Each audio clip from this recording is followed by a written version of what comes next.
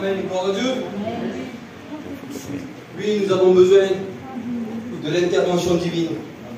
Parce que ça paraît simple en vérité, quand on passe derrière le pupitre, ça paraît pas compliqué en vérité, et je le dis sans aucune prétention.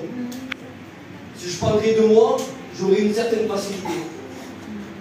Mais je ne parle pas de ma vie. Amen. Je parle de l'Éternel. Je parle d'un sauveur. Celui qui est capable d'agir dans un cœur. Celui qui est capable de restaurer une vie. Celui qui est capable de rendre la vue à un aveugle. Celui qui est capable de ressusciter les morts. Celui qui est capable de pardonner les péchés. Voilà pourquoi j'ai cette crainte dans mon cœur.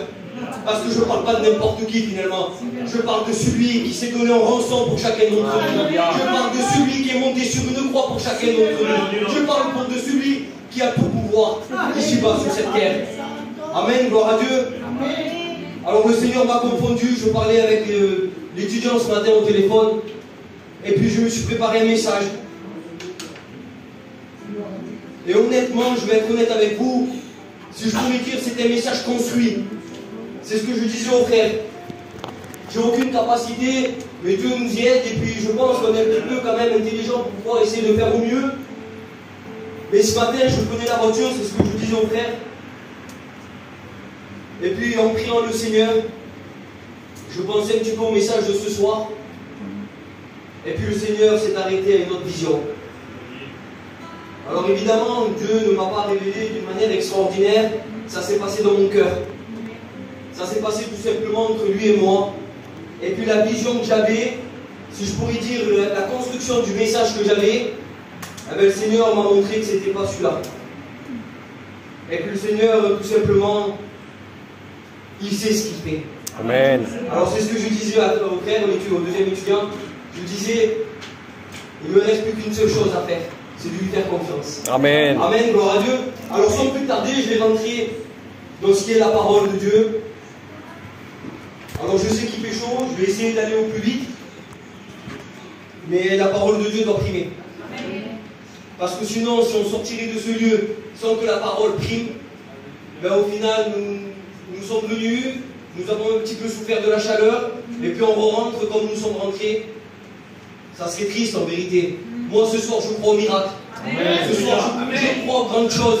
Pas parce que c'est moi qui prêche, mais parce que Christ est parmi nous. Amen. Ce soir, la parole de Dieu va nous parler, et c'est le thème de mon message. Quelqu'un va retrouver la vue.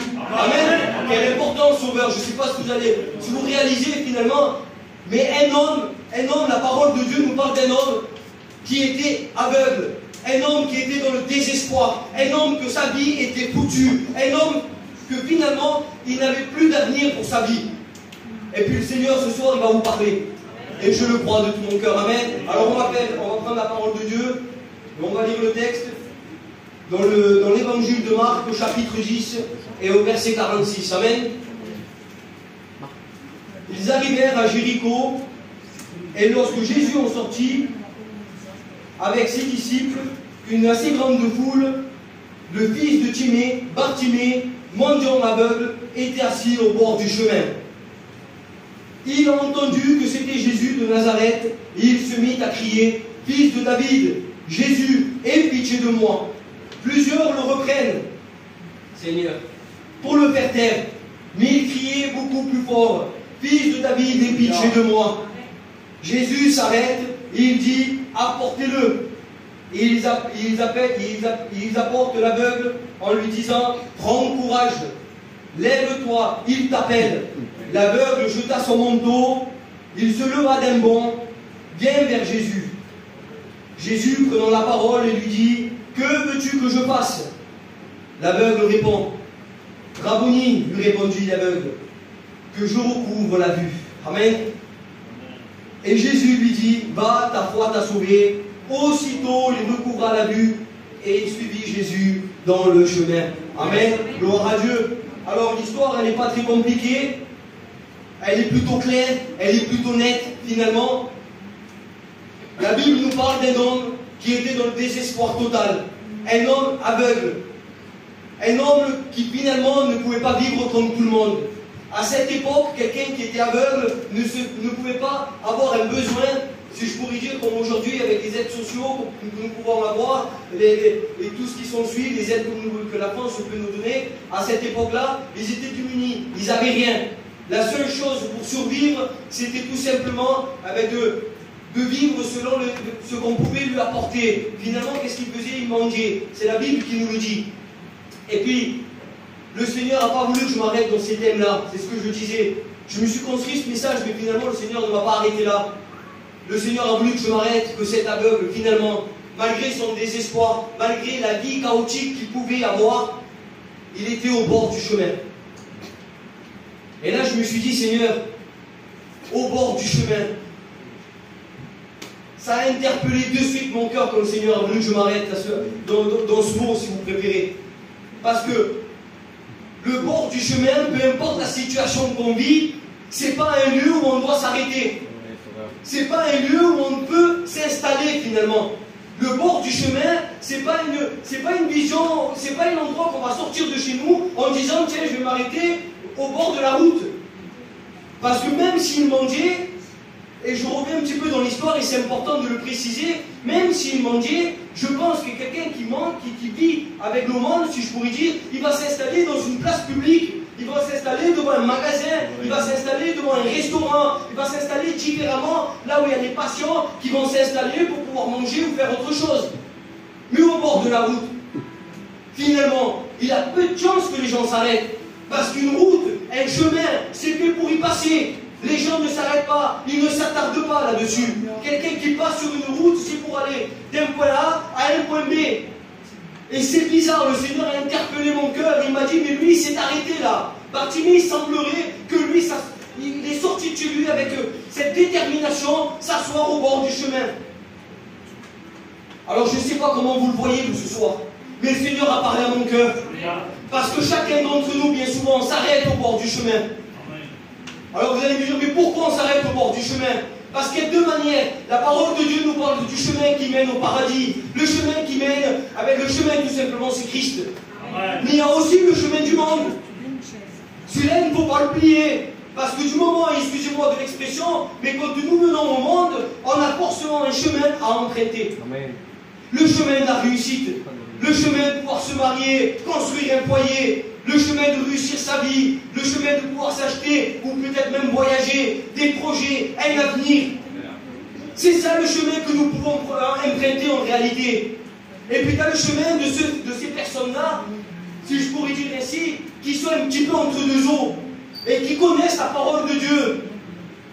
Il semblerait que ces personnes-là, ils sont indécis. Alors lui, ce soir, le Seigneur a permis que je dévoile les plans de l'ennemi pour nos vies. Amen. Parce que l'ennemi sait travailler. L'ennemi il sait comment s'y prendre pour pouvoir t'arrêter. Parce que le but de l'ennemi, c'est de nous arrêter à tous, chacun d'entre nous. Mais je bénis Dieu parce que ce soir, personne ne pourra nous arrêter. Parce que nous sommes au bon endroit. Ce soir, la parole de Dieu est annoncée. Ce soir, la parole de Dieu dévoile les plans de l'ennemi. Alors je ne sais pas, mais cette route, quelle est la route que tu as prise? Peut-être que ce soir, ta route, c'est la route tout simplement d'avoir une réussite mondaine. Et malgré tout, contre toute attente, parce que la vie, c'est ça finalement. Le parcours de la vie, il est comme ça. Elle existe et on ne peut pas l'enlever. Le parcours de la vie, tout peut aller bien. Mais à n'importe quel moment de ta vie, tout peut basculer. Et à ce moment-là, tu restes assis. Suite à une maladie, tu restes assis, tu ne peux plus avancer. Suite à un problème familial, tu ne peux plus avancer. Suite à un problème qui t'arrive personnel, tu ne peux plus avancer. Des gens aujourd'hui arrivent à sauter la vie. Ils arrivent à sauter la vie parce que la vie ne nous fait pas de cadeaux. L'ennemi fait que tu t'arrêtes, même quand tu ne lui appartiens pas à Dieu. L'ennemi voudrait que tu t'arrêtes, peu importe ta foulée. Et ce soir, tu te dis, mais tiens, il parle pour ma vie. J'ai plein d'espoir. J'avais plein d'avenir dans ma vie. Mais il semblerait que tout s'est arrêté dans ma vie. Il semblerait que moi, j'ai plus d'espoir. Je suis à l'arrêt total. Oui, alors ne vous étonnez pas. Ce sont les plans de l'ennemi. Mais ce soir, Christ est parmi nous. Celui qui a la solution pour ta vie, c'est Jésus. Alors le Seigneur t'encourage ce soir. Et il te dit, n'aie pas peur. Si tu as emprunté ce chemin, et que tu t'es assis au bord, même si tu n'appartiens pas à Christ, même si on n'a pas fait encore la connaissance avec moi, ce soir, j'aimerais t'encourager à pouvoir prendre la route et à pouvoir continuer dans ton avenir. Et puis le Seigneur a parlé encore dans mon cœur, parce que le vif du sujet en réalité, c'est celui qui va arriver maintenant. C'est tout simplement cette personne qui marche dans la route de l'évangile, parce que cette personne-là connaît la parole de Dieu. Et moi, permettez-moi, et je le dis avec toute confiance ce soir, je connais les cœurs qui sont ici. Alors je ne lis pas les cœurs évidemment, mais le Seigneur sait le faire ça. Mais moi je connais les visages, je sais que beaucoup d'entre nous connaissent la parole de Dieu. Mais ce soir il semblerait que tu t'es arrêté dans ta foulée. Ce soir, il semblerait que tu n'as plus la vision de Christ dans ta vie. Ce soir, il semblerait que les réunions, ils te font plus de l'été finalement dans ton cœur. Parce que l'ennemi finalement a permis que tu t'arrêtes et que tu t'assoies. Alors oui, c'est triste. Parce que finalement, un chemin, je l'ai dit tout à l'heure, c'est fait pour emprunter et pour aller d'un point A à un point B. Et quand nous prenons et nous empruntons le chemin qui est Christ, c'est pour aller jusqu'au paradis. Alors je ne sais pas si vous réalisez quel est l'état de ce soir, ton cœur, comment tu es venu ce soir à la réunion. Peut-être que ça fait des années, peut-être des mois, que tu t'es arrêté dans ta marche. Je ne sais pas, mais Dieu l'a mis dans mon cœur ce matin. Peut-être que tu étais tellement zélé pour les choses de Dieu. Il semblerait que quand tu étais avant, tu te mettais chez toi, tu te mettais dans ta chambre pour prier, et puis il semblerait que ta prière montait jusqu'à Dieu. Et aujourd'hui, c'est plus le cas. Il semblerait que maintenant, avant tu étais une personne qui priait le Seigneur avant de sortir de chez toi, et que tu avais une direction, de la parole de Dieu, tu avais encore de l'espoir en Christ. Mais il semblerait que ça aussi tu l'as perdu. Parce que tu t'es arrêté au bord du chemin. Alors je ne sais pas le cœur, ce soir, comment tu es venu. Mais j'ai une bonne nouvelle. J'ai une bonne nouvelle. Parce que Christ est avec nous. Et Christ, ce soir, non seulement il dévoile l'ennemi, mais il a la solution. Alors je comprends mieux finalement pourquoi Bartimée, il se retrouve aveugle. Finalement, c'est un cheminement. C'est un cheminement de la vie. Parce que quand on connaît les choses de Dieu et qu'on s'arrête en cours de la marche et qu'on se met sur le côté pour s'asseoir, eh bien on perd la vision. On est déboussolé finalement. On n'arrive plus à avoir la direction que Christ a pour nos vies. Alors c'est compliqué, sauveur. Parce que tu es assis, tu es déjà fatigué. Quand on s'assoit, en règle générale, c'est qu'on n'est pas en forme. Et la Bible nous précise que Bartimée était assis. C'est normal, il était accablé de sa vie. Alors oui, l'ennemi, il est là, il vient, il t'enlève la vision que tu as. Non seulement tu es assis, non seulement tu es KO, non seulement tu n'as plus de direction, mais en plus de ça, il t'enlève la vision. Pour ne plus que tu vois la croix. Parce que le réel but de l'ennemi, c'est de faire effacer la croix qui est écrite. On va l'enlever là. C'est ce qu'il veut, lui. C'est pouvoir effacer la croix de nos cœurs. Mais si on enlève la croix, si on n'a plus la direction de la croix, qu'est-ce que je ferai ici? En vérité, je vous le dis, je ne serai pas avec vous. Si j'enlève la vision de la croix, c'est ce qui a permis que je sois réconcilié avec Dieu. C'est ce qui a permis que mon foyer soit transformé. C'est ce qui a permis que des miracles s'opèrent dans ma vie. Si j'ai plus la vision de la croix, alors encore moins je peux avancer sur la route. Alors je comprends mieux pourquoi Bartimée finalement il est resté assis. Et puis la parole de Dieu continue. Il nous dit encore que Bartimée, il est mendiant. Et puis j'ai cherché à comprendre, sauveur. Évidemment qu'on cherche à comprendre, on est des serviteurs. On essaie de comprendre la parole de Dieu au mieux. Et je me suis dit, mais Seigneur, un mendiant, c'est quelqu'un qui vit, si je pourrais dire ainsi, il survit avec les moyens des autres. Alors ce soir, j'accuse personne de d'être cette personne-là finalement. Mais laissez-moi vous dire que quand nous ne sommes plus dans les mains de Dieu, que nous ne marchons plus sur le chemin de Christ, eh bien nous devenons des mendiants spirituels. Parce que nous ne sommes jamais rassasiés de la parole de Dieu. Nous ne sommes jamais rassasiés quand on vient aux réunions. Il semblerait que c'était toujours les mêmes réunions. Il semblerait que rien ne se passe dans ton cœur. Tu rentres chez toi aussi triste que tu es rentré. Alors excusez-moi de l'expression, mais nous devenons des mendiants spirituels. Et puis en contrepartie, quand nous sommes même mendiants, même si nous appartenons pas au Christ, quand nous appartenons au monde, eh bien, nous sommes aussi des mendiants dans le monde. Alors je ne parle pas des finances, je ne parle pas d'argent. Vous m'avez compris, mes frères et mes sœurs, je parle spirituel. Dans le monde, nous devenons des mendiants, parce que le monde ne nous rassasie jamais. Nous n'avons jamais assez de ce que nous avons. Le monde te donne d'un côté, il t'enlève d'un autre. C'est ça le plan de l'ennemi, te faire croire aux émerveilles pour pouvoir t'achever plus tard, pour pouvoir t'arrêter sur ta marche. Alors oui, je comprends que Bartimée vit de désarroi total. Une vie d'obscurité. Parce que laissez-moi vous dire que quand nous n'appartenons pas au Christ, nous sommes dans l'obscurité. Alors on peut posséder peut-être beaucoup de choses sur cette terre. Je n'ai pas envie de parler de ma vie, mais on peut posséder beaucoup de choses, des bonnes choses. Il faut le dire, le faire. Mais nous sommes tristes. Je connais des gens qui ont beaucoup d'argent. Je ne cite pas de nom, ça ne me servirait à rien, Seigneur. Et ils sont malheureux. Je connais des gens qui ont des bons foyers. Vous allez me dire, c'est ce qui tient le monde finalement. Eh bien, ils sont malheureux. Une vie sans Dieu. Réalisez ce soir que si vous n'appartenez pas au Christ, vous ne pouvez pas être heureux finalement. Et le mendiant, le mot par excellence du mot mendiant, c'est quoi? C'est ni plus ni moins qu'un malheureux, qu'une malheureuse. Alors Bartimée, dans tout son sens, c'est un homme malheureux. Non seulement il ne voit pas, non seulement il s'est assis au bord du chemin, il semblerait que l'ennemi, à cet homme-là, il lui a tout enlevé. Le peu qu'il avait, il l'a enlevé. Parce que ça, c'est ma pensée, c'est pas biblique. Moi, je crois fortement dans mon cœur, selon ce que je lis. Bartimée connaissait la parole de Dieu. Pourquoi je vous dis ça? Parce que Bartimée va redemander la vue. Ça voudrait dire qu'il recouvre la vue. Ça voudrait dire qu'il voyait. Recouvrir, c'est quelque chose qu'on a perdu. La signification, le synonyme, c'est ça. C'est quelque chose que tu as perdu et que tu veux regagner. Alléluia. Il est bon, Seigneur, même si on a tout perdu, de vouloir regagner la vision. Et ce soir, laissez-moi vous dire que vous êtes à la bonne place. Alors l'histoire continue, et puis on voit que lui, il a entendu. Malgré la vie de chaos, il a entendu parler de Jésus de Nazareth.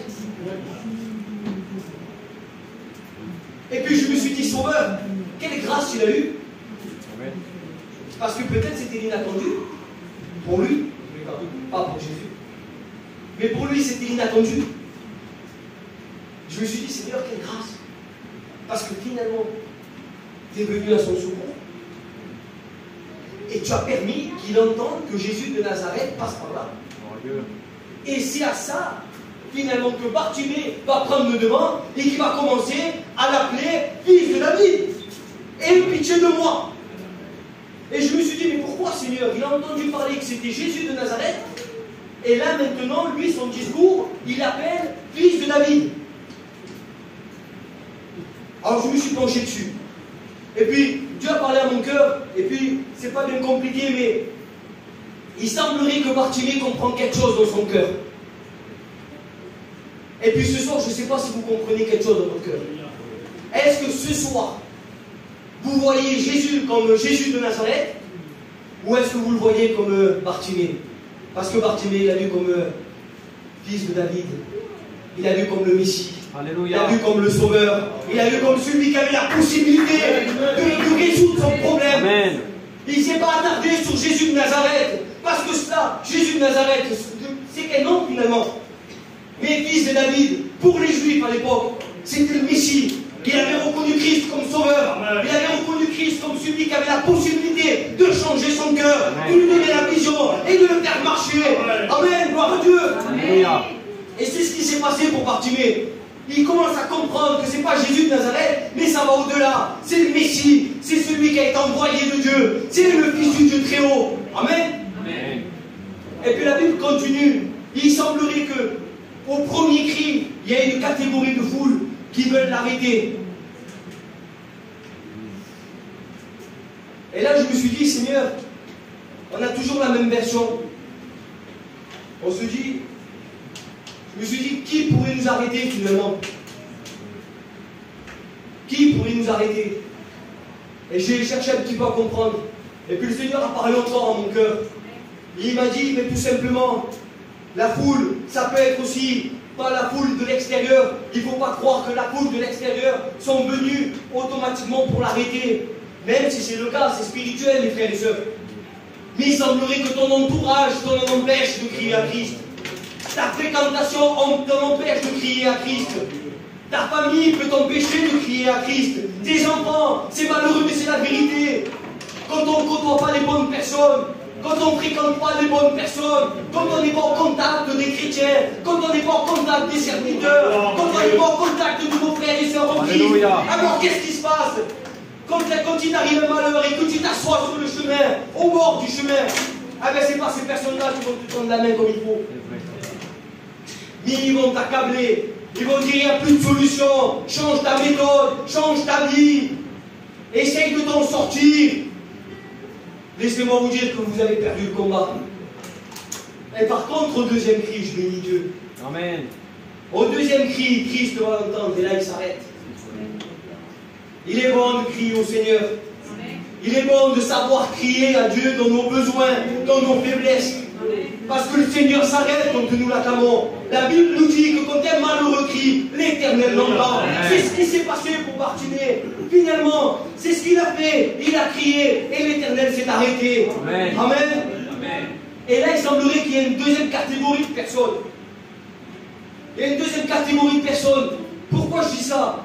Parce que soudainement, quand Jésus appelle Bartimée, il semblerait qu'ils se sont écartés.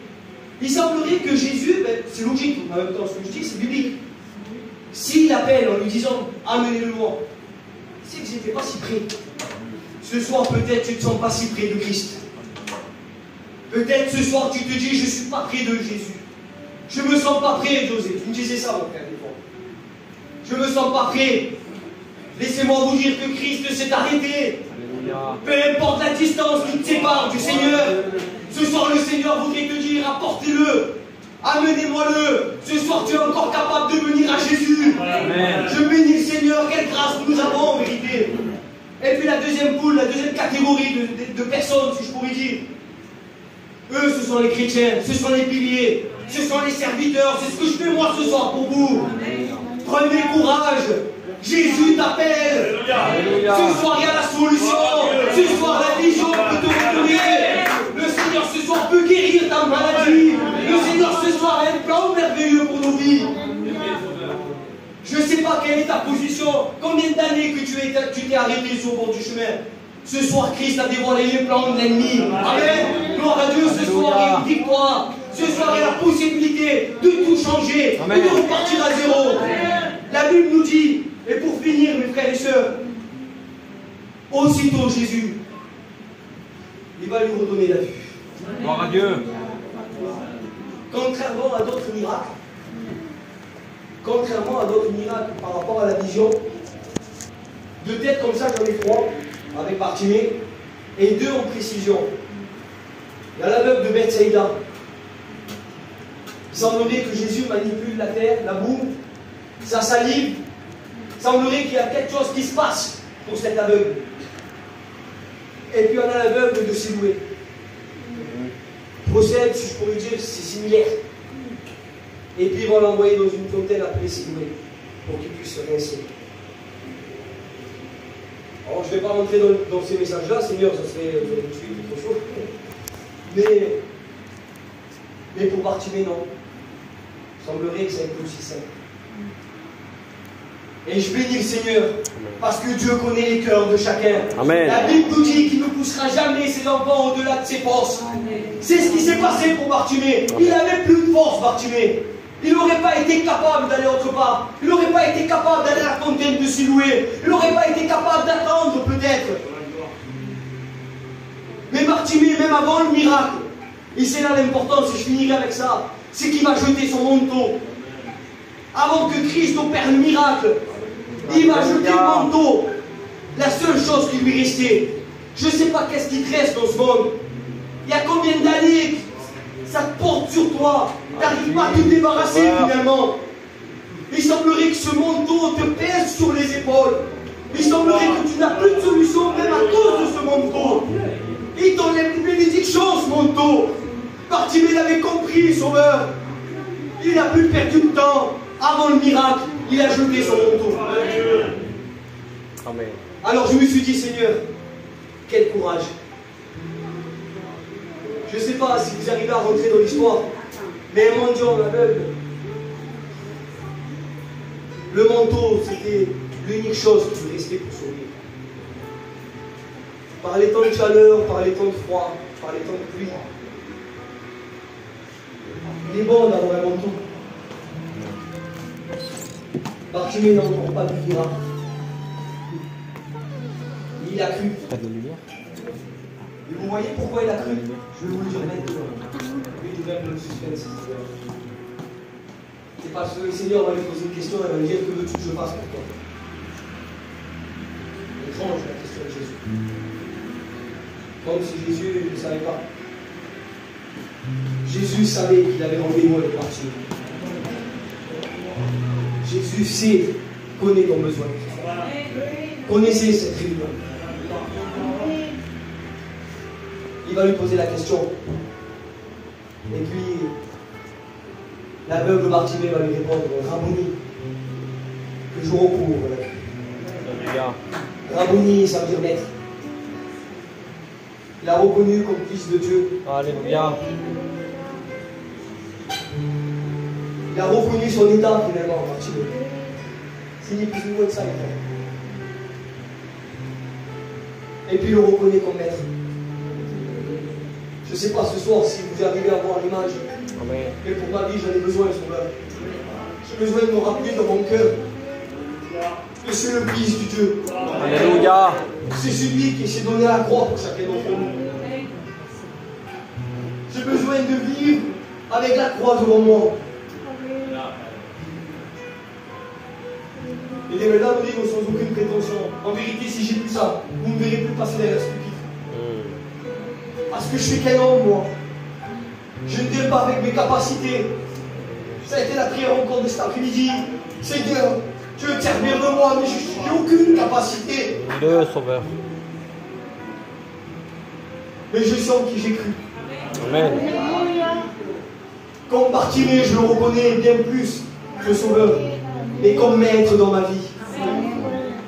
Voilà pourquoi Bartimée a pris le devant de jeter son manteau, ce qu'il tenait finalement. Alors je ne sais pas ce soir quelle est ta position. Je ne sais pas ce soir qu'est-ce qui a fait que tu t'arrêtes au bord du chemin. C'est quoi qui t'a rendu aveugle? Je parle spirituel. Ça fait combien d'années que finalement tu n'arrives pas à te rassasier de la parole de Dieu? Ça fait combien d'années que tu viens et tu fréquentes les réunions et tu sors comme tu es rentré? Combien d'années que tu es déçu par le monde et tu sais que le monde ne t'apportera rien? Mais il semblerait que tu n'as encore pas compris. L'homme est dur. Le cœur de l'humain est dur. Je vous dis juste ça, mais l'esprit est bien disposé, mais la chair est faible. C'est la Bible qui dit. Alors peu importe comme tu es venu ce soir, peu importe si tu te sens par la hauteur et tu te sens un petit peu loin, Bartimée n'était pas près de Jésus. Il n'était pas près de Jésus. C'est pour ça qu'il lui dit de venir à lui, de l'amener. Ce soir, par contre, peu importe si tu es prêt ou pas, il ne faut pas partir de ce lieu sans crier à Christ. Alléluia. Parce que Christ est ici. Peu importe la distance qui vous sépare de Jésus. Mais Christ est parmi nous. Et ce soir, il est capable d'agir dans ton cœur. Capable de te dire reprendre la route là où tu t'es arrêté. Amen. Nous n'avons pas un Dieu qui reprimande, si je pourrais dire. Il n'est pas là pour juger le Seigneur. Il est là pour sauver. Alléluia. Il n'y a pas un seul juste sur terre capable de faire le bien. C'est la parole de Dieu qui dit. Ne vous attendez pas à être juste. Ne vous attendez pas à être parfait. Vous n'y arriverez jamais. Même avec le plus grand des désirs. Là au niveau, vous n'arriverez pas. Mais ce soir, celui qui peut est parmi nous. Alors je pense que le mot de Dieu a été annoncé. Excusez-moi si j'étais un petit peu long, excusez-moi si mon expression n'était pas appropriée. Mais j'ai envie de laisser le Saint-Esprit agir dans les cœurs. Alléluia. Je ne sais pas si l'ancien va faire une appel derrière. Mais signe de respect, on va courber les fronts. Je vais prier pour chacun d'entre vous, mais aussi prier pour